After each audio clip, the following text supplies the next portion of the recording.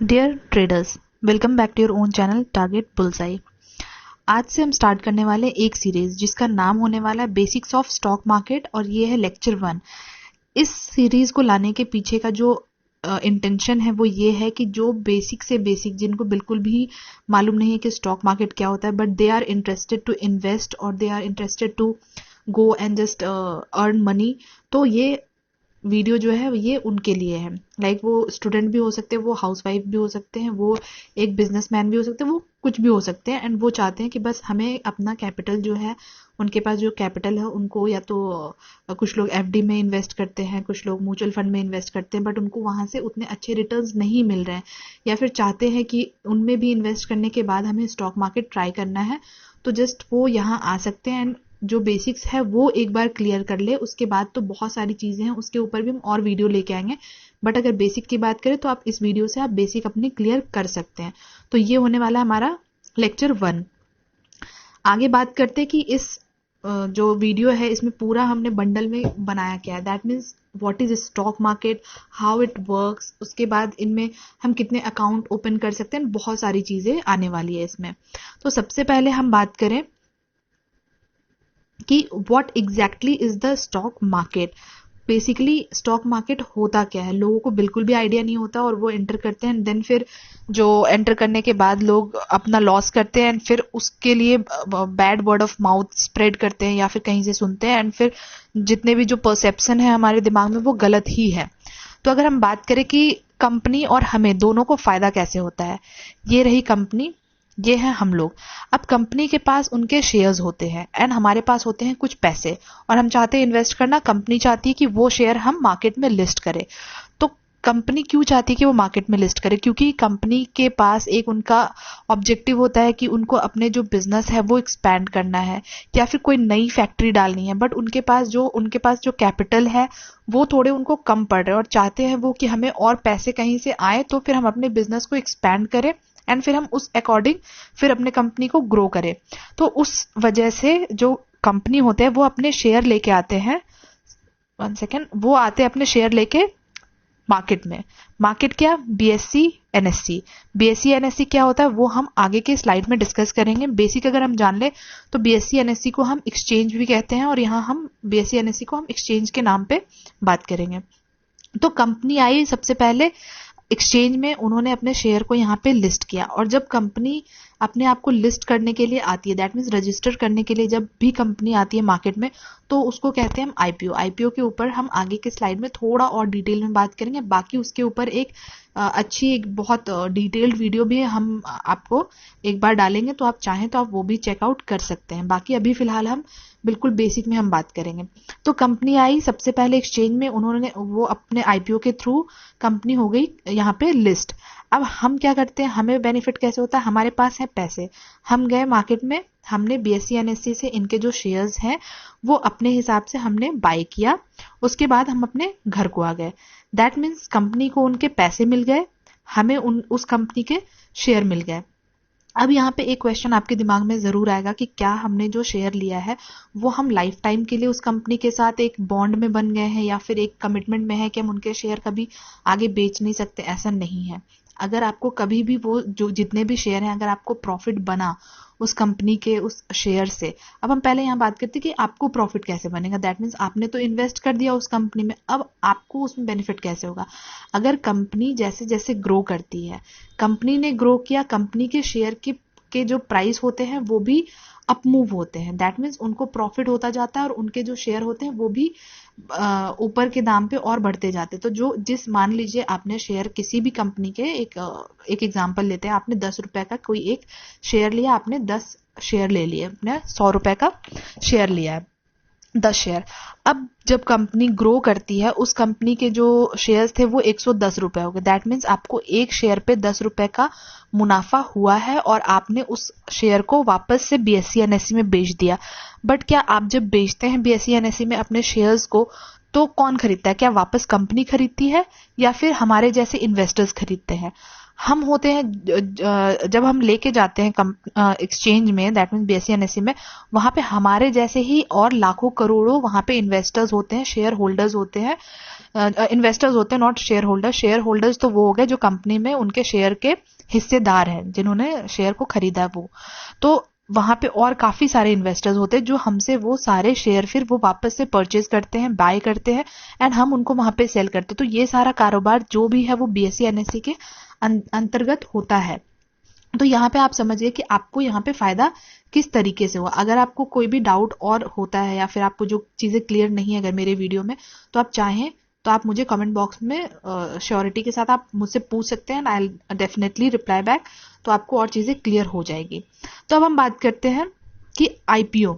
IPO जो हम discuss कर रहे थे, आईपीओ क्या होता है? आईपीओ को हम कहते हैं इनिशियल पब्लिक ऑफरिंग। जब कंपनी आती है अपने आप को लिस्ट करने के लिए मार्केट में, तब हम कहते हैं उसको आईपीओ। वहां पे कंपनी अपने जो शेयर्स होते हैं वो हम जैसे इन्वेस्टर्स के लिए, हम जो पब्लिक होते हैं उनके लिए वो अपने सारे शेयर को ओपन करती हैं, जहां पे हम उनके शेयर्स को खरीदते हैं, एंड फिर उसके बाद कंपनी जो जैसा हमने बताया कि उनको जो अमाउंट की या उनको जो कैपिटल की जरूरत थी वो अपने कैपिटल को लेके, वो अमाउंट को लेके फिर वो अपने बिजनेस एक्सपेंशन में लगा देते हैं। तो अगर हम बात करें कि आईपीओ के लिए लोग क्यों आते हैं, मतलब क्या रीजन है, वो चाहे तो वो बैंक भी जा सकते हैं या फिर कहीं और से भी वो पैसे उठा सकते हैं। बट यहाँ पे ये होता है कि अगर कोई कंपनी बैंक से लोन लेती है, वहां पे उनको हेवी अमाउंट ऑफ इंटरेस्ट उनको पे करना पड़ता है।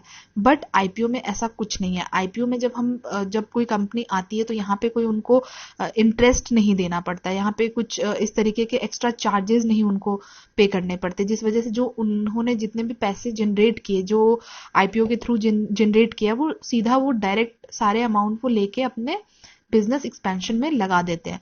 तो कंपनी को जरूरत क्यों होती है आईपीओ की, क्यों कंपनी आना चाहते हैं मार्केट्स में? तो उनका यही है कि उनके बिजनेस एक्सपेंशन के प्लान होते हैं आगे, या फिर उनको और कंपनी को ग्रो करना होता है, या फिर किसी और वेरिएंट में वो अपने प्रोडक्ट लाना चाहते हैं। बहुत सारे रीजन होते हैं। अगर बेसिक बेसिक समझे तो बिजनेस एक्सपैंड करने के लिए कंपनी हमेशा यही करती है कि वो आईपीओ के लिए वो अप्लाई करते हैं।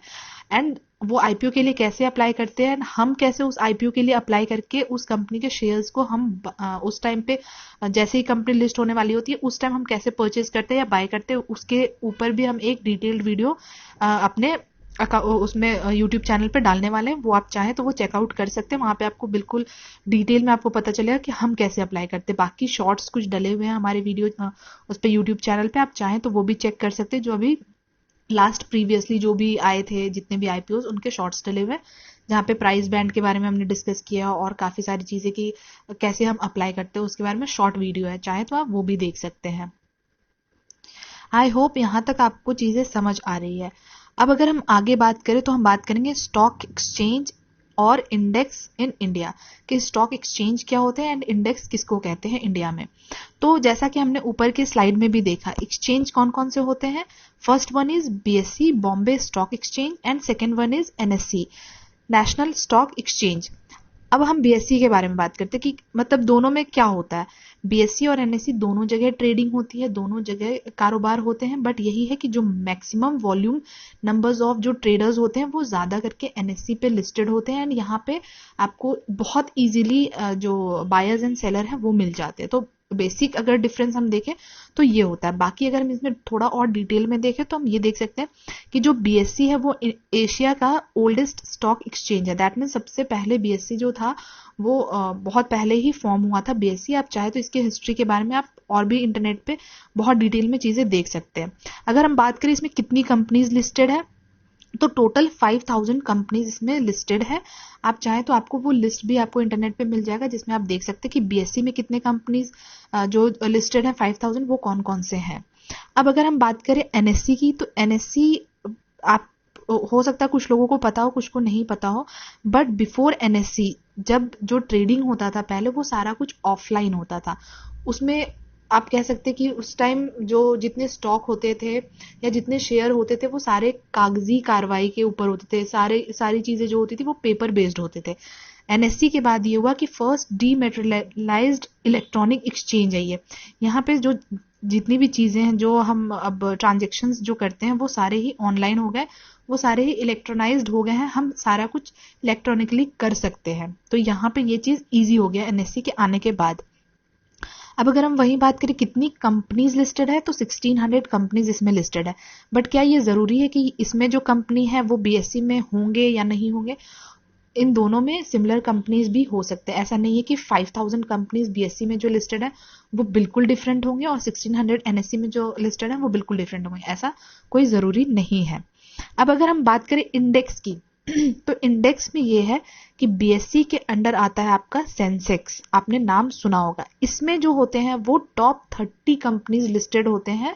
जो आपने देखा यहाँ कि बीएससी में 5000 कंपनी में से इनमें जो कंपनीज होते हैं वो टॉप 30 कंपनीज होते हैं जो बीएससी से निकाले हुए कंपनीज होते हैं। अब अगर हम एनएससी के इंडेक्स की बात करें वो होता है निफ्टी 50। यहाँ पे आपको टोटल टॉप 50 कंपनीज लिस्टेड होते हैं। तो आप चाहे तो आप ये सारे एक बार चाहते हैं बिल्कुल डिटेल में जानना कि कौन कौन सी कंपनी कौन कौन से मतलब कौन से एक्सचेंज में कितनी कंपनीज हैं और कौन कौन सी है, वो आप देख सकते हैं। आपको सारा कुछ ऑनलाइन अवेलेबल है, आप चाहे तो एक बार चेकआउट कर सकते हैं। वहीं अगर सेंसेक्स और निफ्टी 50 की भी बात करें तो आप सारे ही कंपनीज के नाम वहां पे इजीली देख सकते हैं। अब हम आगे बढ़ने से पहले अब हम देखेंगे कि इनके चार्ट कैसे रहे हैं आज तक, जब से बीएससी ओपन हुआ है या एनएससी है, सेंसेक्स है, निफ्टी है, तो इनके जो पूरे मार्केट में इनकी परफॉर्मेंस क्या रही है। तो सबसे पहले हम बात करेंगे सेंसेक्स चार्ट के बारे में। तो आप देख सकते हैं जो हमने अभी डिस्कस किया कि बीएससी का ये आपका इंडेक्स है। तो अगर हम सेंसेक्स की बात करें तो आप यहाँ देख सकते हैं 93 के पहले से है ये चार्ट, अभी पूरा इसमें आपको फिट नहीं हुआ। आप चाहें तो जब आप अपना खुद का जब स्टार्ट करेंगे ब्रोकर के साथ आप ट्रांजेक्शन, तब आप चाहें तो ये सारे चार्ट आप देख सकते हैं, सारा कुछ इंटरनेट पे अवेलेबल है। तो अगर हम बात करें तो यहाँ पे 92 से पहले का ये चार्ट है एंड अभी तक 2021। तो आप देखेंगे कि अगर हम शॉर्ट टाइम फ्रेम में देखें तो आपको बहुत थोड़े थोड़े से यहाँ पे जो चार्ट है वो 1 मंथ के टाइम फ्रेम पे ओपन है। यहाँ पे हर एक कैंडल 1 मंथ को रिप्रेजेंट कर रहा है। तो आप देखेंगे कि अगर छोटे टाइम फ्रेम पे आप देखना चाहें तो बहुत आपको बहुत हल्के फुल्के क्या कह सकते हैं आप फ्लक्चुएशंस देखेंगे आप चार्ट में। बट अगर हम बात करें 2008 के, यहाँ पे एक बार बहुत बड़ी मार्केट क्रैश हुई थी जिस वजह से यहाँ पे आपको ये जो चार्ट है ये ऐसा दिख रहा है। और अगर हम बात करें 2020 कोविड का फॉल, तो ये वाला पार्ट है। बट अगर हम पूरे लॉन्गर टाइम फ्रेम पे आप देखें तो आपको ये पता चलेगा कि कहाँ था ये सेंसेक्स उस टाइम पे, बिल्कुल 2000 के आसपास भी उस टाइम पे नहीं हुआ करता था और आज ये सबसे हाईएस्ट 52,000 तक टच किया। दैट मीन्स जिन्होंने भी लॉन्गर टाइम फ्रेम पे अपने जो इन्वेस्टमेंट किए होंगे उनको एक बहुत ही अच्छा खासा प्रॉफिट बना के दिया है इस मार्केट ने। रिस्की है, जी हाँ रिस्की तो है, बट उसके साथ साथ आपको बहुत अच्छा मुनाफा भी बना के देता है शेयर मार्केट। ऐसा नहीं है कि सिर्फ आपको नुकसान ही पहुंचाता है। तो आपने देखा है कि जिसने भी इस लॉन्गर टाइम फ्रेम पे लिया होगा उसको प्रॉफिट भी अच्छा हुआ होगा। बस 2008 और 2020 के जो क्राइसिस आए थे, जो कोविड का फॉल है और जो 2018 में केसेस हुए थे जिस वजह से फॉल जो है मार्केट में वो बस उतना ही है, वही टाइम था जो बहुत ज्यादा रिस्की है। बट अगर आप डेली बेसिस पे भी देखेंगे तो डेली बेसिस पे भी आपको फ्लक्चुएशंस दिखेंगे। ये नहीं कि आपने आज 100 रुपए का खरीद लिया और सीधा आपको 1000 रुपए पे शेयर पहुंच गया, ऐसा भी नहीं होता कि बिल्कुल शॉर्ट टाइम फ्रेम पे आप चाहें तो बिल्कुल मुनाफा कर लिए। बट हाँ आपको थोड़ा अगर मार्केट में आप आते तो आपको पेशेंस के साथ आना होता है। अब अगर हम निफ्टी 50 की बात करें, जो टोटल 50 कंपनीज का जो ये बंडल है उसकी अगर हम बात करें तो ये भी आप यहाँ पे चार्ट देखेंगे 98 से लेके अभी तक का है। तो आपको लॉन्गर टाइम फ्रेम पे आपको बेनिफिट बहुत अच्छा देता है। कोई भी आप कहीं भी इन्वेस्टमेंट करते तो लॉन्गर टाइम फ्रेम पे आपको हमेशा ही बेनिफिट मिलता है। शॉर्ट टाइम फ्रेम पे आपको हो सकता है शॉर्ट टाइम फ्रेम पे आपको छोटे छोटे मुनाफे बने या फिर मुनाफा बने, बट ये है कि लॉन्गर टाइम फ्रेम पे हमेशा आपको एक अच्छा प्रॉफिट बना के देता है। आप चाहे तो आप चार्ट आप खुद भी ओपन करके देख सकते हैं। आपको यहाँ पे जितने भी जैसे भी कारोबार रहा है इतने साल में वो सारा ही आपको यहाँ पे देखने को मिलेगा। ये अगेन 2008 का है। कुछ कुछ आपको छोटे मोटे आपको तो दिखेंगे, जो करेक्शंस और क्रैश जो हुआ है मार्केट में वो आपको छोटे मोटे आपको यहाँ पे दिख गया, आपको यहाँ पे दिख गया। आप चाहे तो यहाँ पे भी थोड़ा सा जो एक बार क्रैश हुआ तो वो सारे आपको नजर आएंगे यहाँ पे। आई होप आपको ये सारी चीजें समझ आ रही है। अगर नहीं समझ आ रही है तो मैं फिर से बोल रही हूँ, आई एम रिपीटिंग कि अगर नहीं समझ आ रही है तो आप चीजें जो भी क्वेश्चंस है वो आप कमेंट बॉक्स में डाल सकते हैं, फिर उसके ऊपर हम एक बार डिस्कशन फिर से कर लेंगे कि क्या क्या चीजें समझ नहीं आई है। अब अगर हम बात करें नेक्स्ट, तो वो है ट्रेडिंग वर्सेस इन्वेस्टमेंट। ट्रेडिंग और इन्वेस्टमेंट क्या होता है? आप जब मार्केट में आएंगे आपको ये वर्ड बहुत ही फेमिलियर होगा, ट्रेडिंग एंड इन्वेस्टमेंट। तो अगर हम ट्रेडिंग वर्सेस इन्वेस्टमेंट की बात करें तो first one is time horizon. That means आपका टाइम होराइजन क्या है, उसके बेसिस पे आपको समझ आता है कि आपको ट्रेडिंग करना है या फिर आपको इन्वेस्टमेंट करना है। तो अगर हम ट्रेडिंग की बात करें, मान लीजिए हम एक एग्जाम्पल, आपने एक शॉप खरीदा है या आपने कोई जमीन खरीदी है, आपने उस जमीन में आपने कुछ अपना बिजनेस ओपन किया, वो 2-3 दिन आपने या 1 वीक के लिए आपने वहां पे जो भी चीजें थी वो सेटअप किया। आपने सेटअप करने के बाद आपको लगा अच्छा मुझे तो प्रॉफिट हो रहा है यहाँ से, और उसके बाद आपने दैट मीन्स आपने वहां पे बिजनेस सेटअप किया, फिर आपको समझ आ रहा है कि वो जो भी प्रॉपर्टी आपने जो खरीदी है उसका दाम बढ़ गया। दैट मीन्स उसके वैल्यू जो है वो बढ़ गए, क्योंकि हम जब भी प्रॉपर्टी खरीदते हैं या जो भी चीजें हम खरीदते हैं वो टाइम के हिसाब से, टाइम होराइजन के हिसाब से वो बढ़ते हैं। आपको लगा चलो ठीक है, इस जो जमीन का जो दाम है वो बढ़ गया है, आपने उसको बिल्कुल 1 हफ्ते या 2 हफ्ते या 1 महीने के टाइम होराइजन में आपने उसको बेच दिया। जो वो शॉर्ट टर्म में जो आपको जो प्रॉफिट हुआ वो हो गया आपका ट्रेडिंग।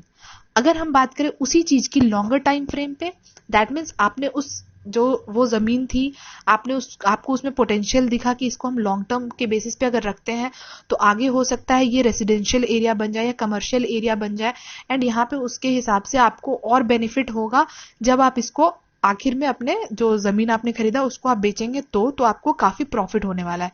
तो उसके बेसिस पे, जब टाइम होराइजन के बेसिस पे आपने डिसाइड किया कि नहीं इसको हमें लॉन्गर टाइम फ्रेम के लिए इन्वेस्टमेंट करना है, ये जमीन खरीदनी है, एंड उसके बाद हम इसको 10 साल या 20 साल के बाद बेचेंगे, तो जो 10 साल और 20 साल के बाद जब आप बेचते हैं और वो जो आपको प्रॉफिट होता है तब आप इसको कहते हैं कि इन्वेस्टमेंट किया है मैंने। तो जो भी शॉर्टर टाइम फ्रेम पे आपने इन्वेस्टमेंट कमाए वो आपके हो गए ट्रेडिंग, एंड जो लॉन्गर टाइम फ्रेम पे आपने होल्ड किया, उसमें पोटेंशियल दिखा आपको किसी भी चीज में, वो शेयर हो सकता है, वो जमीन हो सकता है, वो गोल्ड हो सकता है, वो काफी सारी चीजें हो सकती है, तो वो आपका एक तरीके का हो गया इन्वेस्टमेंट।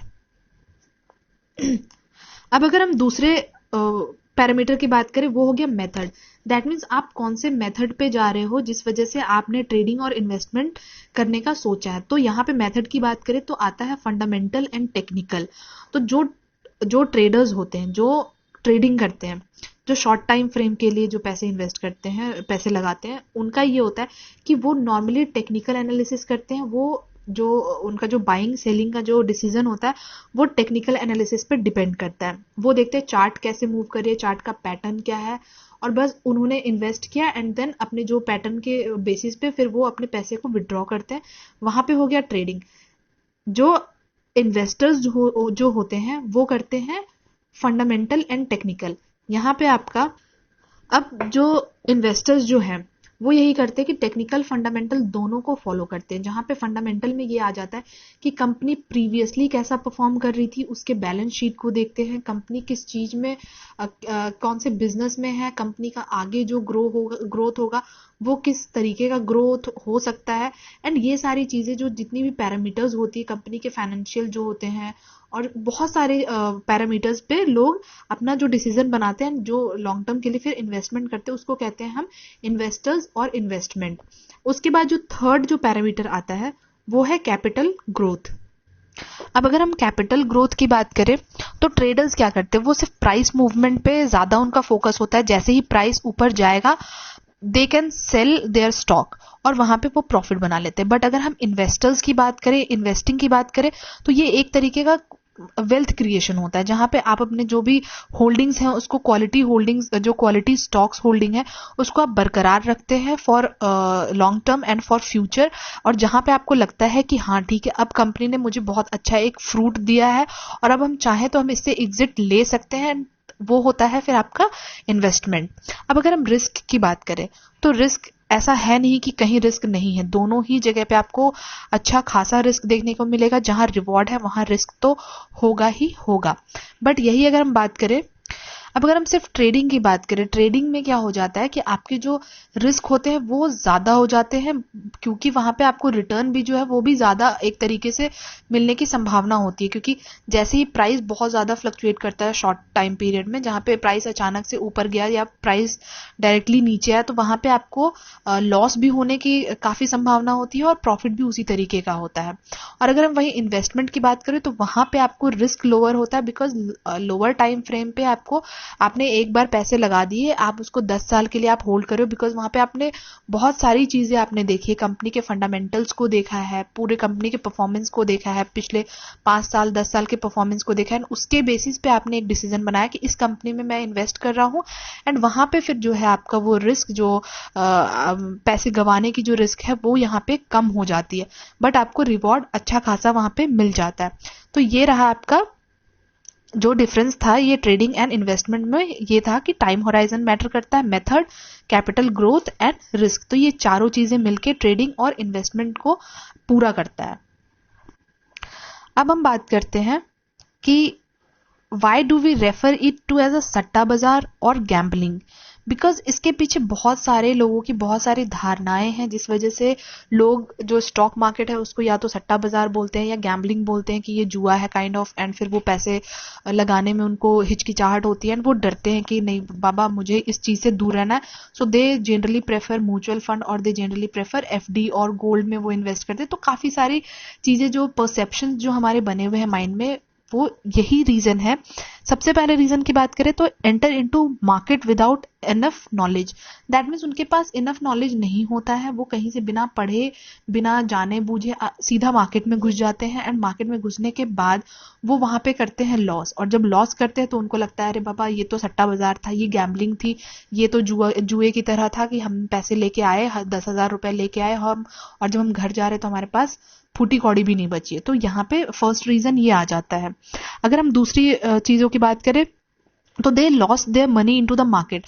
वही विदाउट नॉलेज, जब आप घुसते हो मार्केट में, आपको पता नहीं है चीजें, आपने पढ़ी नहीं उसके बारे में, आप सीधा मार्केट में घुस गए, उसके बाद आपने अपने पैसे जो है वो गवा दिए। या फिर कुछ लोग और भी जो होते हैं, हम दूसरों की बातों पे भी कि उसने पैसे गवा दिए हैं, उन्होंने हमें रेफर किया कि ना बाबा आपको घुसना ही नहीं है इसमें, आप जाओगे तो आप पैसे डेफिनेटली इसमें आप हार के आओगे। तो ये भी एक रीजन है कि हम इसको सट्टा बाजार और गैम्बलिंग कहते हैं। थर्ड अगर हम बात करें, heard about the bad experience from others.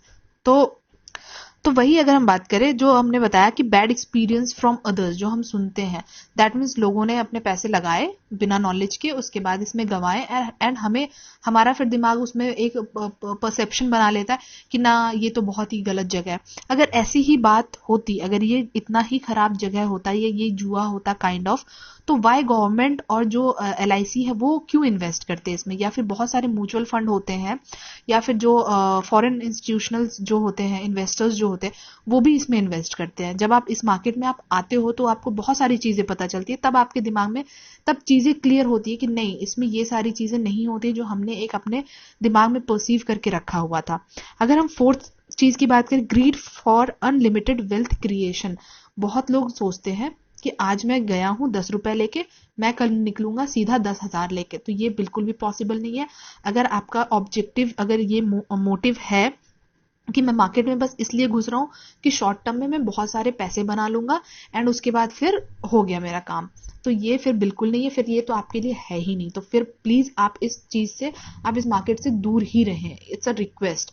Because आप फिर वो चीजें आप एक माइंड में जब आप ऑब्जेक्टिव और एक मोटिव बना के आते हैं कि नहीं मुझे शॉर्ट टर्म में बहुत सारे पैसे बनाने हैं, तो वो फिर आप सीधा फिर वो जुआ में ही आप कर सकते हो, या तो वहां पे आप सीधा ही लॉस करोगे या फिर आप सीधे पैसा बना सकते हो। तो वो आपके लिए वहां पे ठीक है, जो हम सट्टा और जो गैम्बलिंग कहते हैं वो मार्केट आपके लिए ठीक है, बट ये सट्टा बाजार, ये गैम्बलिंग मार्केट नहीं है। तो यहाँ पे आपको बहुत कम टाइम में बहुत सारे अनलिमिटेड पैसे नहीं मिलेंगे। तो प्लीज बी अवेयर। अगर आपको घुसना है, अगर आपको स्लाइड अभी, अगर आपको लग रहा है इस वीडियो में कि नहीं यहाँ पे मुझे अब समझ आ गया कि नहीं भाई यहाँ पे तो शॉर्ट टर्म में पैसे नहीं बनने वाले, तो आप चाहें तो आप वीडियो यहाँ से ही स्किप कर सकते हैं। अदरवाइज अगर आपको लगता है कि ये चीजें सही है और हाँ ऐसा ही होता है कि शॉर्ट टर्म में हम कभी अचानक से पैसे बहुत बड़े आदमी नहीं बन सकते, वो शॉर्टकट कभी भी लाइफ में काम नहीं आता है, तो आप बेशक फिर ये वीडियो अगर आपको समझ आया तो आप आगे कंटिन्यू कर सकते हैं। अब अगर हम बात करें आगे, तो हम देखेंगे कि do I need a specific degree to enter into a stock market. तो इसका आपको क्या लगता है, क्या जवाब होना चाहिए? क्या आपको लगता है कि इसके लिए बिल्कुल प्रॉपर नॉलेज होना चाहिए, नॉलेज नहीं, प्रॉपर कोई डिग्री होनी चाहिए, या आपको सीए होना जरूरी है, या फिर फाइनेंस में आपको बिल्कुल हाई फाई डिग्री होना जरूरी है? तो ऐसा क्या लगता है आपको? अगर इसका जवाब हम देखें तो सीधा इसका बिग नो। इसमें आपको कोई बहुत बड़ी डिग्री, स्पेसिफिक डिग्री, या फिर आपको कोई फाइनेंस में या फिर सीए होने की जरूरत नहीं है। बस इसके लिए जरूरत क्या है आपको, कि आप learn to earn in the stock market. That means आप बस लर्न करें, आप अपना नॉलेज गेन करें, इन्हांस करें, ब्रशअप करें। जो भी नॉलेज है, अगर आपको थोड़ा बहुत भी बेसिक नॉलेज है तो आप उसको और ब्रशअप करें। अगर आपको बिल्कुल भी नहीं है तो बहुत सारे वीडियोस हैं, यूट्यूब चैनल पे वीडियोस हैं, आपको इंटरनेट पे बहुत सारे आपको पीडीएफ मिल जाएंगे, आपको कोर्सेज मिल जाएंगे। आप चाहे तो आप कोई कोर्सेज में इनरोल करा सकते हो, बट ऐसा कोई जरूरी नहीं है कि आप एकदम जब तक कोर्स नहीं करोगे तब तक आप इसमें घुस नहीं सकते। बस आपको एक बेसिक फाइनेंस का नॉलेज होना चाहिए, कि एक आपको बैलेंस शीट एटलीस्ट पढ़ने के लिए आना चाहिए कि कंपनी क्या परफॉर्म कर रही है, किस तरीके से परफॉर्म करती है। नंबर्स से थोड़े आप फेमिलियर होने चाहिए, बस आपको उससे ज्यादा अलावे बहुत हाई फाई डिग्री की कोई जरूरत नहीं है। चलिए अब अगर हम बात करें कि how to enter into a stock market, इतना तो हम समझ गए कि क्या क्या होता है, गैम्बलिंग नहीं है, सट्टा बाजार नहीं है। अगर आप इंटरेस्टेड हैं कि how to enter into a stock market, उसके लिए आपको बहुत ज्यादा कुछ तामझाम करने की जरूरत नहीं है। सिंपल आपको क्या चाहिए, डीमैट अकाउंट। उसके बाद डीमैट अकाउंट खोलने के लिए Aadhaar card, bank account and PAN card, ये 3 डॉक्यूमेंट आपको लगेंगे। और इसके ऊपर भी हम एक और वीडियो, डिटेल्ड वीडियो लेके आएंगे जिसमें ये होगा कि how to open a demat account. तो वो प्रॉपर्ली हम आपको बताएंगे कि आपको जो भी ब्रोकर होगा या जो भी आपके दिमाग में ब्रोकर है वो आप रखिए, बट डीमैट अकाउंट जो खोलना है वो कैसे ओपन करना है। बाकी जो डॉक्यूमेंट्स की बात है तो आपको simple Aadhaar card, bank account and PAN card लगने वाला है, इससे ज्यादा कुछ भी नहीं लगेगा।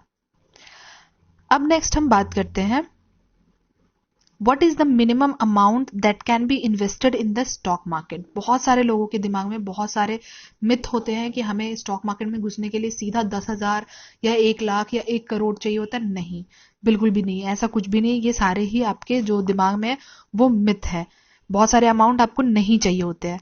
आपको सिंपल इसमें क्या करना है, in order to trade in to the stock market you do not need to invest a certain amount of money. That means आपको बहुत सारे पैसे नहीं चाहिए हैं, आपको बहुत कम अमाउंट में भी आप इसमें एंटर कर सकते हैं।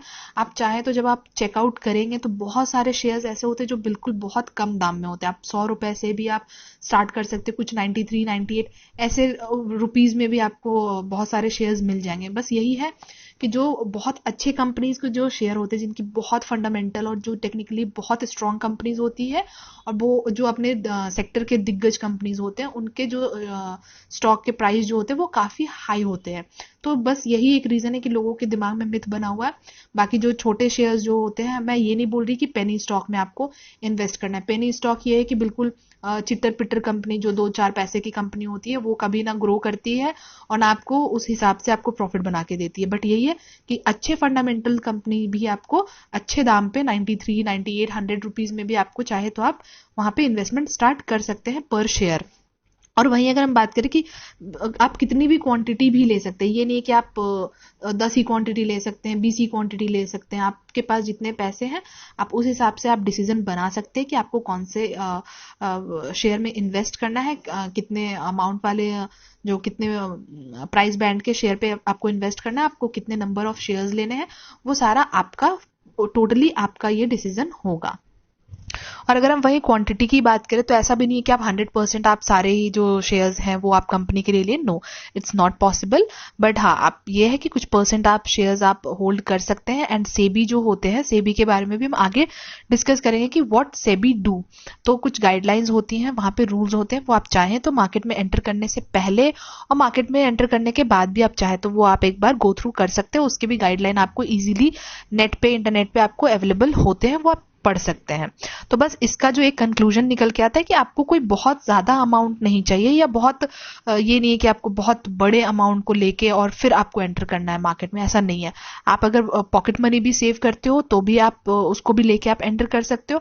अगर कोई हाउसवाइफ है जो अपने घर के खर्चे में से भी पैसे बचाती है तो वो भी एंटर कर सकती है मार्केट में, और कोई बिजनेसमैन है जिसके पास अच्छा खासा पैसा है तो वो भी, कोई भी इसमें आराम से एंटर कर सकता है। बस आपके पास नॉलेज होना चाहिए अच्छा, एंड जो हमने बताया आपके पास एक डीमैट अकाउंट होना चाहिए।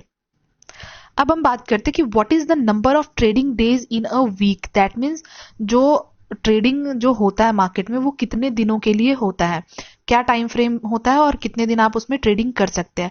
तो अगर हम इसकी बात करें तो आप मंडे टू फ्राइडे, मतलब मंडे टू फ्राइडे आप इसमें ट्रेडिंग कर सकते हैं। जो ऑफिस की तरह होता है कि आप मंडे टू फ्राइडे ऑफिस जाते हैं, उसी तरह आप मंडे टू फ्राइडे आप इसमें इन्वेस्टमेंट और जो भी ट्रेडिंग होता है वो आप कर सकते हैं, एक्सक्लूडेड पब्लिक हॉलीडेज। जो भी पब्लिक हॉलीडेज होते हैं उसके लिस्ट भी होते हैं, और नॉर्मली पब्लिक हॉलीडेज हमें और आपको पता ही होता है कि कौन कौन से पब्लिक हॉलीडेज हैं। तो उस दिन मार्केट वर्क नहीं करती है। सिर्फ एक ये चीज है कि आपको, आप चाहे तो ध्यान में रख सकते हैं कि जब जो दिवाली वाला दिन होता है उस दिन मार्केट कुछ घंटे के लिए ओपन होती है, और उसको कहते हैं हम मुहूर्त ट्रेडिंग। तो वो उसका हर साल जो मार्केट है वो डिसाइड करता है कि कितने कौन से टाइम फ्रेम के लिए ये ओपन होने वाला है। तो उस दिन एक पब्लिक हॉलीडे है जिस दिन मार्केट कुछ घंटों के लिए ओपन होती है, और वहां चाहे तो आप अगर अपना बिजनेस स्टार्ट करना चाहते हैं स्टॉक मार्केट में तो वहां पे आप एज अ मुहूर्त ट्रेडिंग आप स्टार्ट कर सकते हैं। अब अगर हम बात करें कि what is the opening time और प्री और post opening time of the market, that means market open होने का टाइम क्या है, कब से कब तक मार्केट वर्क करती है, कौन से टाइम फ्रेम पे वर्क करती है। ये तो हमने देखा कि वीक में कितने दिन काम करती है मार्केट, हम देखेंगे अब टाइम फ्रेम की बात कर रहे हैं। तो अगर हम टाइम फ्रेम की बात करें तो जो मार्केट है वो 9:15 से लेके 3:30, नॉट 9:15 एग्जैक्टली, मार्केट स्टार्ट हो जाती है 9 बजे से वर्क करना, एंड 3:30 तक इसमें कारोबार होता है। बट अगर हम वही बात करें 9:15 से 3:30 के बारे में, तो यहाँ पे आप बहुत इजी वे में, आप बहुत स्लाइटली बहुत अच्छे तरीके से आप यहाँ पे ट्रेडिंग कर सकते हैं। उसके पहले का जो टाइम होता है 9 से 9:15 का टाइम, वो होता है आपका प्री ओपनिंग टाइम। अब हम ये देख लेते हैं उस प्री ओपनिंग टाइम में भी कितने सेग्रीगेशन किए हुए हैं टाइम का। तो अगर हम फर्स्ट बात करें तो वो होता है 9 AM टू 9:08, मतलब 9 बजे से लेकर 9:08 का टाइम जो होता है वो होता है ऑर्डर एंट्री सेशन, जहां पे आप अपने जो ऑर्डर है, आप चाहते हैं कि हम अपना ऑर्डर यहाँ पे बाइंग और सेलिंग का हम यहाँ पे लगा के रख सके, तो आप यहाँ पे बाय और सेल का यहाँ पे आप ऑर्डर लगा के रख सकते हैं, और चाहें तो आप उसको मॉडिफाई और कैंसिल भी कर सकते हैं। उसके बाद होता है एक टाइम 9:08 से लेकर 9:12 तक का, जो आपने ऑर्डर लगाए हैं, that means order matching session. जो आपने ऑर्डर लगाए हैं उसकी मैचिंग होती है, और उसके बेसिस पे आपको, जैसे आपने 103 का आपने ऑर्डर लगाया है, आप किसी शेयर को 103 रुपए पे खरीदना चाह रहे हो, कुछ लोग होते हैं उसी शेयर को 105 पे खरीदना चाह रहे हैं। जैसे मार्केट कल बंद हुआ था, कह लीजिए आपकी मार्केट कल 110 पे बंद हुआ था, बट बहुत सारे लोगों को ये लग रहा है कि मार्केट नीचे आएगा, फॉल डाउन होगा, एंड उसमें करेक्शन के साथ मार्केट खोलेगी, मतलब नीचे की तरफ मार्केट खोलेगी। तो लोग कुछ 103 पे लगाते हैं, कुछ 108 पे, 105 पे, तो वहां पे मैचिंग होता है, नंबर्स ऑफ एक एवरेज निकलता है, एंड वहां पे उस जो एक एवरेज निकल के आता है उस नंबर को मैच करने के बाद उनके ऑर्डर वहां पे सक्सेसफुल हो जाते हैं, उनको वो सारे जो ऑर्डर लगाए होते हैं उनको वहां पे मिलते हैं। इस टाइम पे आप अपने ऑर्डर को ना चेंज कर सकते हो ना कैंसिल कर सकते हो। अब थर्ड होता है 9:12 टू 9:15 का, ये होता है बफर सेशन। मतलब इस टाइम में जितने भी जो भी प्रॉब्लम्स हुए हैं, या फिर बहुत सारे, क्योंकि इतने कम टाइम फ्रेम पे बहुत सारी चीजें बैक एंड पे चल रही होती है, तो इन सबको एक मेंटेन करने के लिए और हर चीज को बहुत अच्छे तरीके से मेंटेन करने के लिए ये टाइम फ्रेम जो होता है वो बफर सेशन के नाम से जाना जाता है। ये तो हो गया हमारे प्री ओपनिंग टाइम। अब अगर हम बात करें पोस्ट ओपनिंग टाइम भी होता है, जो होता है 3:30 से लेके 3:40 का जो टाइम फ्रेम है, मतलब 10 मिनट्स का। जैसे ही मार्केट बंद हुआ 3:30 से 3:40 के बीच में, फिर यहाँ पे क्लोजिंग प्राइस कैलकुलेशन, इसमें भी क्लोजिंग प्राइस कैलकुलेशन का कारोबार चलता है। अगर आप चाह रहे हैं जो आपने यहाँ पे भी प्राइस जो हमने डिस्कस किया 9 AM टू 8 AM वाला जो सेशन होता है, यहाँ पे भी वैसे ही होता है कि लोग चाहते हैं कि आज हम अपना जो क्लोजिंग प्राइस है वो भी कैलकुलेट होके आता है। कभी कभी आपको जब शेयर आपको 110 पे बंद हो रहा है, बट वहां पे आपको 3:40 के बाद थोड़ा बहुत नंबर आपको फ्लक्चुएट होता हुआ मिलेगा। और अगर हम 3:30 से, मतलब एक और जो टाइम फ्रेम होता है 3:30 से 4 बजे तक का, वहां पे होता है कि आप यहाँ पे भी आप अपने ऑर्डर प्लेस करके रख सकते हो, क्योंकि आप सोच रहे हो कि हो सकता है कल मुझे टाइम ना मिले, मॉर्निंग के टाइम पे मैं ऑर्डर नहीं लगा पाऊंगा या लगा पाऊंगी, तो आप यहाँ पे भी चाहें तो आप यहाँ पे ऑर्डर प्लेस करके रख सकते हैं। कल के जो मार्केट ओपन जब होगा उसके अकॉर्डिंगली आप वहां पे अपना ऑर्डर प्लेस करके रख सकते हैं। तो चलिए, अभी ये जो फर्स्ट पार्ट था, इस फर्स्ट पार्ट में हम इतना ही डिस्कस कर रहे हैं। आपको जो सेकंड पार्ट है वो आई बटन पे आपको मिल जाएगा, आप सेकंड पार्ट को आप कंटिन्यू कर सकते हैं। अदरवाइज आप ब्रेक लेना चाहते हैं तो आप ब्रेक लेके आराम से देख सकते हैं, अदरवाइज आप कंटिन्यू देख सकते हैं। तो चलिए, फर्स्ट सेशन में बस इतना ही। Thank you.